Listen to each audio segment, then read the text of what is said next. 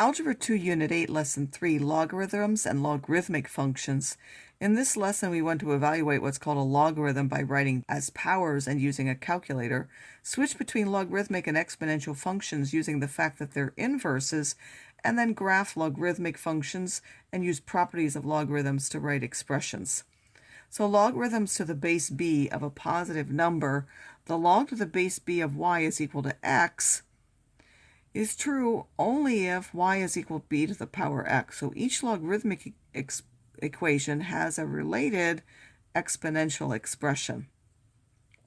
Notice that the base b here is the same as the base b for the exponential, and the result of a logarithm is the exponent that you get in the exponential expression. So what does a log do? It takes a number and it's asking you what exponent or power, if I put it on b, will give me the number y. So let me say that again. A log to the base b of y is saying what value can I put on as an exponent of this base b to give me that number y. The logarithm of a negative number or 0 is undefined because b to the power x, remember, has to always be positive. So we can't actually put negative numbers or 0 in here. It has to be a number that's a positive number that we're finding the logarithm of. Log to the base b of b is equal to 1 because obviously b to the base 1 of b is equal to that. So that will be 1 for any number, whatever that is. To evaluate logs, we're going to write the number y as a power of b. Y is equal to b to the x, and then x will be the value of the logarithm. There is also another property that we will see later that we can use to help us. Example, so if we want to evaluate each logarithm without using a calculator, how do we do that? Log to the base 2 of 8 is what? Well, 8 is now 2 cubed, so the result of that log is 3. Remember, we're asking what power of 2? 2 cubed is 8, and that's why the log of 8 to the base 2 is 3. Log to the base 10 of 100 is, we would square 10 to get 100, so that would give us 2. 4 to the power 4 is 256, so that would give us 4. This is now 1 over 3 cubed, meaning this is 3 to the power of minus 3, so that would give us a minus 3 as the answer. If the numbers aren't nice, meaning we can't easily tell what they are, we will generally use a calculator to find values. One of the two most commonly used logarithmic bases are the common log, which is log to the base 10, and the natural log, which is log to the base e. Typically, that log of 10 is never written with the 10. It's just the log of y, so I would usually never write this. Those buttons are here on the calculator. For mine on the Texas Instrument, they're next to the 7 and the 4. There's log to the base 10 and the natural log. This is also shown by above that. It is written 10 to the x and e to the x. These are inverse functions of each other. And those are the two logarithms that any scientific calculator will have. Those are the ones we're going to stick to, although Texas Instrument has a way to do other logs if you look for it in your Texas Instrument, but we're going to stick with only using log to the base 10 and the natural log since those are available in any calculator. And then we're going to change to other ones using the change of base formula. So if we have any other base like base 3, I can pick whichever base I want to and take the log of the inner number and then take the log of the base number to whatever new base that I want. So we would generally pick, because we're only using these two, to get this I would take the common log of y over the common log of b, or the natural log of y over the natural log of b. Either one of those will give the same value. So if we want to evaluate this logarithm using the change of base formula, I can use the log to the common log over 40 over the common log of 5, which will give me about 2.292. To find this one, I would take the common log of 75 over the common log of 3, giving me this. Or I could do the natural logs, which are shown here. In either case, they will give the same number. By the way, what does this mean? This means that if we take 5 to the power 2.292, that would be 40, and 3 to this power 3.929 would give me 75. Logarithms and exponential functions are inverses of each other, meaning they undo each other. they have to have the same base. So if I went log to the base b and I put in b to the x, this base, log to the base b, by definition will be x, because b to the power x simply gives us that log. The same is true if I take log to the base b and put it in the power of b to the x. So if I take log to the base b of x and I put it inside of b as a power, then I will also get x. Again, I'll remind you the bases for that have to be the same. This property was going to be used to solve equations. So the common log of 10 to the x will be equal to x. 10 to the common log of x will be x. Natural log of e to the x will be x. And e to the natural log of x will be x. The same is true for any other base. Log to the base 2 of 2 to the x is x. 2 to the log of base 2 of x, and so on. Since these bases are the same, that would give us an x minus a 7. But if I have log of 3 and take it with 2 to the y, that does not give me y. Common log with a base 6, those are not the same. That will not give me 2x minus 7. Since logs are inverses of exponential functions, their graphs are reflections over the line y equals x, and the x and the y switch places. The exponential function had a horizontal asymptote of the x-axis, so the logarithmic one will have a vertical one of the y-axis.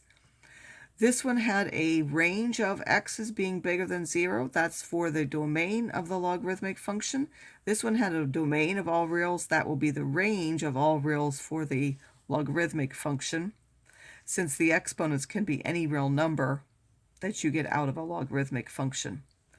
To graph, we'll use x values that are different powers of the base b. So we're going to do it in the reverse of what we did. Logs are now going to go this way for a b bigger than 1, and it will cut through 1 for a b which is between 0 and 1. And then we can shift those left and right and up and down by doing transformations. Now, putting something inside will change the vertical asymptote to x is equal to h. Whereas before, the adding changed it for the exponential function, it's the inside that will change it for the logarithmic function. So if I want to graph these functions, I'll note over here that I can look at the related exponential function more easily. So if I think of the exponential function y is equal to the 1/2 of x, and then I put in my normal values of minus 2 to 2, I raise 1/2 to these different powers will give me these numbers. Then for the log, I'm just going to switch those. So I can think of that and simply do this directly. I can put those as the y values, and then I evaluate the exponential function at each of these, but then instead I write those as the x values for the logarithm, giving me this. This has nothing on the inside, so I will get a vertical asymptote of the y-axis, which is x equals 0. For something like this, we'll do the parent. So we could put the numbers down here. I will start off over here with minus 2 up to 2 again, and then make this 3 to the minus 2, which is a 9th, 3 to the minus 1, which is a 3rd, 3 to the 0, and I could have done that directly into this table instead by simply realizing that the x's would have been written in the y's, and then what I would have gotten for the y from the exponential will be the x's for the logarithm. Now I want to take these particular things and I want to translate 5 to the right, which means I'm going to add 5 to each of these values, which will give me these new values. And then I want to shift up 3, so I would add 3 to each of these y values. Minus 2 plus 3 is 1, minus 1 plus 3 is 2, and so on, giving me these values and allowing me to graph this. Note that this has a vertical asymptote of x equals to 5, which is here, and my graph will be getting closer and closer to that line. And finally, we want to use properties of logarithms to rewrite expressions. So if I happen to have any numbers, capital M and N, and then our base B, the product property is if I take a log of a product, then it's actually the sum of the logs. If I take the log of a quotient, it's the difference in those logs of those two numbers. So I can split one product up into 2 logs of adding. I can put one quotient on the inside into 2 logs by subtracting. If I have log of something to a power, that power can come out to the front. And then there's a property called the related base property. This is useful for evaluating logs without a calculator. If you can write both b and m as, say, n to some power, so capital N to the power c, capital N to the power d, then it turns out that this log is simply d divided by c. And why is that? If we look at the change of base formula, we know that we can take the common log of the inside number over the common log of this base number. We also know from the power property that we can now take that exponent to the outside, so that would be d log to the n of c log of n. The log of n is common now, so that will cancel, and we will simply get d over c. As an example of that, suppose that I wanted log to the base 1/2 of 8. We may not know how those are related exactly, but we might be able to tell that those can both be written as powers of 2. So that's 2 to the minus 1, and this is 2 cubed, so the evaluation for that would be 3 over minus 1, which would be to the minus 3. So 1/2 to the power minus 3 is what gives me 8. We can use those properties also to expand logarithms. The first three will be used to expand or contract. I'm only showing expanding here, but we will also be able to go the other direction.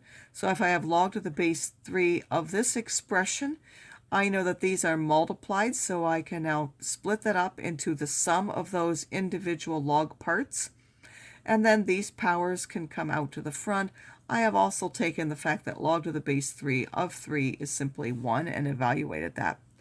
If I started with this, I could go back to this. Maybe the log 3 here would be a stretch, but certainly this part, the 4 could go back inside, the minus 2 could go back inside with a plus, and then we could take those and make that a product of this.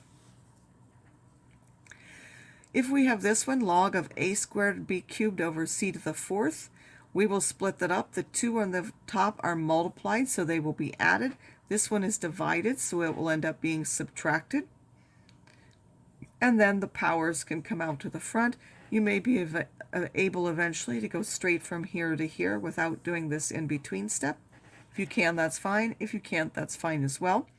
We should also be able to go backwards, knowing that these powers would go on the inside, and then because these are added, they would be multiplied on the inside, so we would get an a squared times a b cubed, and then this one, because it's subtracted, would end up divided in the inside. Log of the square root of 2x over y. First, we would notice that we can write that to the power 1/2. That 1/2 can come out to the front. These two are multiplied, so they will be added. This one's on the bottom. It will be subtracted as a log. And then we can distribute that 1/2 to all of them.